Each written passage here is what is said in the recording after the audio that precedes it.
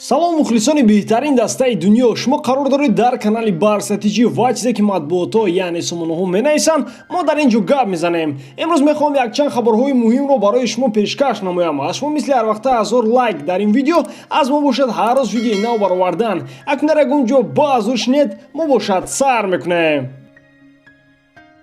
Барселона фақат ба футболбозони агенти озод пул дорад. Аниқтараш барои амалӣ кардани трансфер маблағ надорад ва танҳо аз ҳисоби агентҳои озод метавонад ҳаёти худро пурқувват намояд. Чиқдре ки маҷалаи АС менависад, бо сабаби вазъи баъди молиявӣ Барселона наметавонад бо сарфи маблағ бозингар харад. Аз ин хотир рӯ меорад ба агенти озод.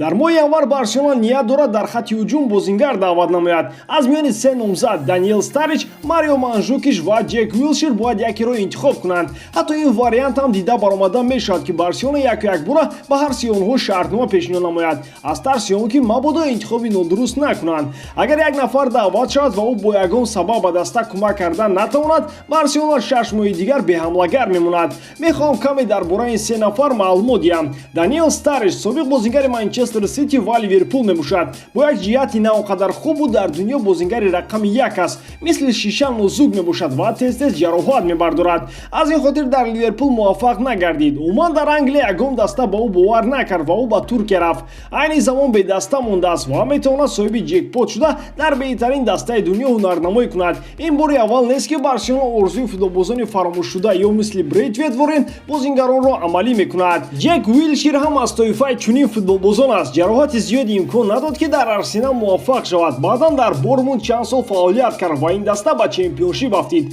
Охирон дастаи Уилшир весхем буд ки шартномаи ҳамкориро бо футболбози 28 сола қатъ кард. Тарбиятгирандаи Барселона Сеск Фабрегас бо Уилшир дар Арсенал солҳои дароз бозӣ кардааст ва бовар дорад ки бозингари англис метавонад дар Барселона муваффақ шавад. Чунки Уилшир дар 16 солагӣ тавониста буд дар ҳайати асосии Арсенал ба майдон барояд ва дар ҳақиқат бозингари боистеъдод аст. Ба фикри ман ин гуна талантҳо дар худи Барселона кам нестанд. Ба даста айни замон бозингари тайёр лозим аст ва ман фикр мекунам ки аз миёни ин се номзад нафари аз ҳама арзанда Марио Манжукиш мебошад. Футболбози бениҳоят меҳнаткаш ва пуртаҷриба. Дар Ювентус нисбат ба ӯ ноҷавонмардӣ кардам ва ман боварӣ дорам ки футболбози хорватӣ ба Аврупо баргашта ноҳақ будани дастаи шаҳри Туринро исбот карданӣ мешавад. дӯстон, чӣ хеле ки медонед сарпарасти видеои мо ширкати 1xbet мебошад. дар он ҷо вақт коэффициентҳои баланд ва бонусҳои гуногун шуморо интизор аст. Паго Аргентина бар зидди Перу бозӣ дорад барои рохат гирифтан ба ҷоми ҷаҳони соли 2022. ширкати 1xbet ба ғолибияти дастаи Месси боварӣ дорад. аз ин лиҳоз ман дар онҳо ставка мемонам. шумо бошад интихобатонро худатон кунед. агар боз дар вақти регистратсия дар ҷои промокод барстратиҷӣ нависед, дар аввалин ставкаи худ дӯстони мо аз 1x дар ҳисоbatон ҳамчун бонус $100 мегузаронанд. имконияти хуби пулкоркуниро аз даст надиҳед.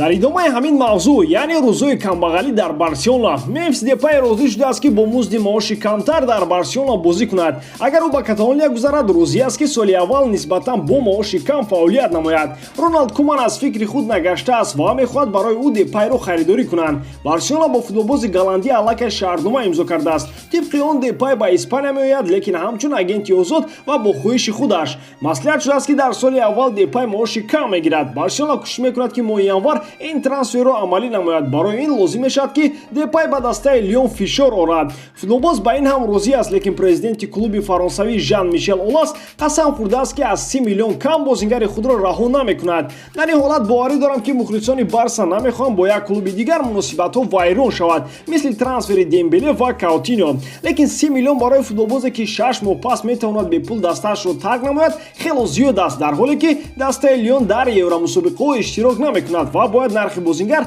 арзонтар бошад. ба ақидаи ман Барселона бояд аввал президенти худро интихоб намояд, баъд аз ин тренерро. он гоҳ бозингарони даркори худашон пайдо мешаванд.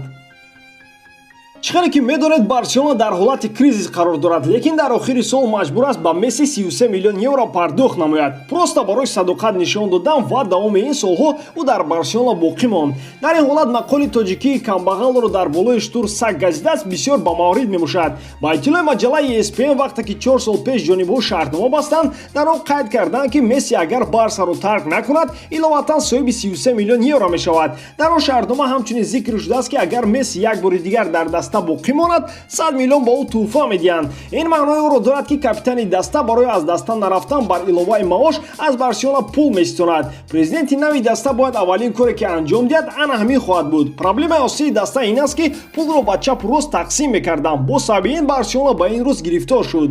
Дар мавриди Месси бошад хабарҳо нашр мешавад ки Манчестер Сити дар моҳи январ ӯро ҳамроҳ бо Рамос ба ҳаяташ ҷалб мекунад. ҳардуи ин бозингарон бо дастаҳои худ маслиҳат карда натавонистанд. Бо сабаби сину сол мисли пештара Барселона ва Реал пули калон пардохт карда намехоҳанд. Сити бошад розӣ аст ки ҳамаи орзуҳои онҳоро амалӣ кунад. Барои Гвардиола ин ду трансфер мисли он аст ки мо дар бозии FIFA анҷом медиҳем. Манчестер Сити бошад дар воқеият онро амалӣ мекунад. Барселона ба фикри ман бояд бе Месси буданро ёд гирад. ӯ дар ҳақиқат беҳтарин бозингари сайёра аст, лекин Барселона бештар аз як бозингар мебошад. Ягон футболбоз наметавонад аз даста боло бошад. ба ҳамин тамом дӯстон, боварӣ дорам ки иҷодкории ман ба шумо писанд меояд. дар ҳама ҳолат Барселонаро дӯст доред ва канали Барса TG ро дастгирӣ кунед. дастгирии шумо пешравии мо. бо шумо буд Муҳаммад Гаиров.